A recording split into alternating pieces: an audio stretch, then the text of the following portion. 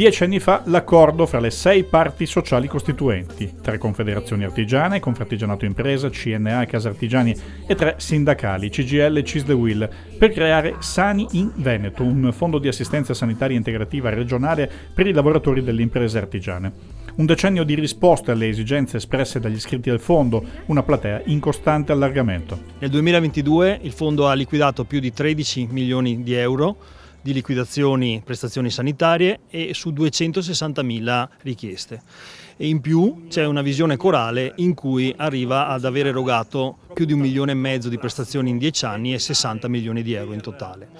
Il fondo ha saputo adattarsi alla propria realtà e andando a convenzionarsi sia col privato che col pubblico e andare a potenziare la propria tutela con delle importanti iniziative come la non autosufficienza, che oggi stiamo approfondendo anche con esperti di altri enti a livello nazionale e anche con le nostre stesse parti sociali che ci portano alla visione delle aziende e dei lavoratori che rappresentano. Da 4 anni a questa parte il fondo dà un appuntamento annuale per presentare il proprio bilancio sociale, per spiegare come avvenga il proprio sostegno alle spese sociosanitarie di lavoratori e imprese. Sani in Veneto è un fondo sanitario che va ad integrare il Servizio Sanitario Nazionale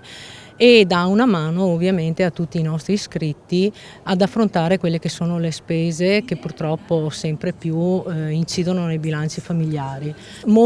Da alcuni studi che abbiamo visto recentemente, molti cittadini italiani rinunciano a farsi curare e quindi il supporto che noi diamo alle famiglie diventa essenziale e importantissimo. La sfida, l'impegno che ci siamo dati come parti sociali fondatrici del Fondo Sani in Veneto è quello di avere un fondo che sempre più si integra con il sistema sociosanitario territoriale,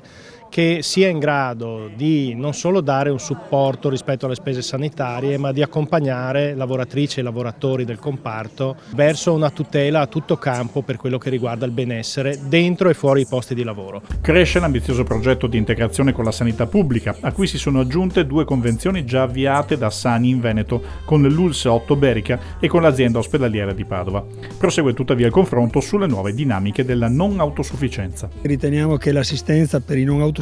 sia un passaggio importante per un fondo di sanità integrativa come è Sani in Veneto, unitamente anche agli sforzi che sta facendo per dare assistenza ai familiari degli imprenditori e dei collaboratori e anche per il convenzionamento che è stato fatto con la ULSS di Padova per il ticket. Quindi nell'insieme si cerca di dare il massimo di contribuzione, di assistenza diciamo, con la sanità integrativa al nostro mondo dell'artigianato. Tema che diventa, come dire, attualissimo in questo periodo, un po' appunto per la parte economica che diventa importante per le famiglie, ma soprattutto anche per la socialità delle persone anziane, ma non solo, anche per tutte quelle persone che purtroppo anche in età lavorativa diventano non autosufficienti e quindi hanno bisogno di essere sostenuti. La coperta, come si dice, della sanità pubblica si sta sempre di più restringendo, accorciando, quindi c'è la necessità di intervenire per